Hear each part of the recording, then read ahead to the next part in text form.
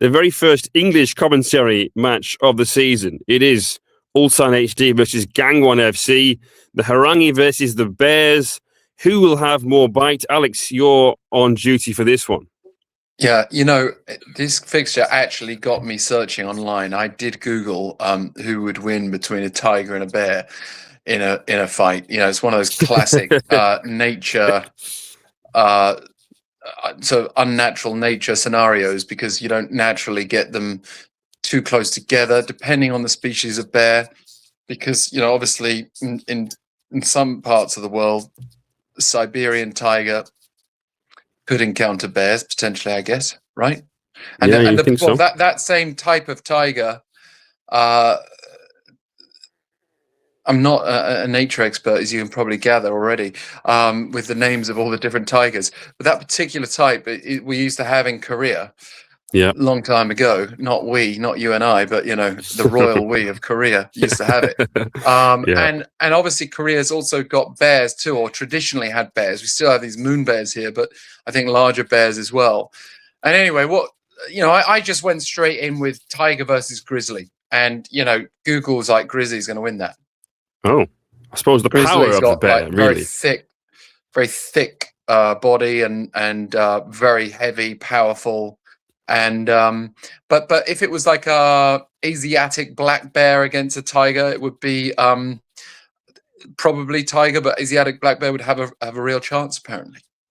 So, and do you think the attributes of the tiger and the bear mesh well with the two teams there of Ulsan? Are they quick that's why and I'm agile? Say it'll be a draw, because it's the Asiatic black bear against the tiger. See, that's where I'm going with this.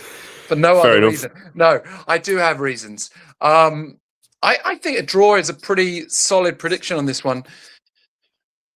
Possibly even an upset. And by upset, I'm talking about Ulsan historically, not Ulsan last year, because maybe it's part of the course if Gangwon come away with a win, the way things went for Ulsan in 2025. I mean, I'm not at all. I mean, for me, at best, the jury's out on Kim Hyun-suk as Ulsan manager. I've looked at. I know he's a club legend, but looking at his resume, if I was an Ulsan fan, I'm sorry, I've been there as a Crystal Palace fan with appointments and signings that are all about heart over head, and they generally don't work out that well. On top of that, I'm not impressed with the continued exit of players who were integral to their title-winning spree in recent history. I mean, Ludvigsson going to Daejeon is, I think, Ulsan will see what they didn't make the most of last year when they see him for Daejeon this year, for example. And I mean, yeah, Lee Dong-kyung is a redeeming feature in that team, but enough of a redeeming feature, I'm not sure. I think Gangwon on the other side must be just quietly confident. They've brought in Go Young-jun, who's a really interesting addition. I think can be a really useful player for them. And he's another one of these kind of slightly like Kim Dae-won, these diminutive, skillful players. They could be a bit like the best of Pohang in recent years in terms of a moneyball squad that's just quietly assembled a pretty impressive lineup. I'm not 100% convinced by their management. They did better than I expected last year, but that's still my only question mark. I think the squad itself has real potential. So if you're looking at the fixture, a draw's got to be possible for them, doesn't it? Surely.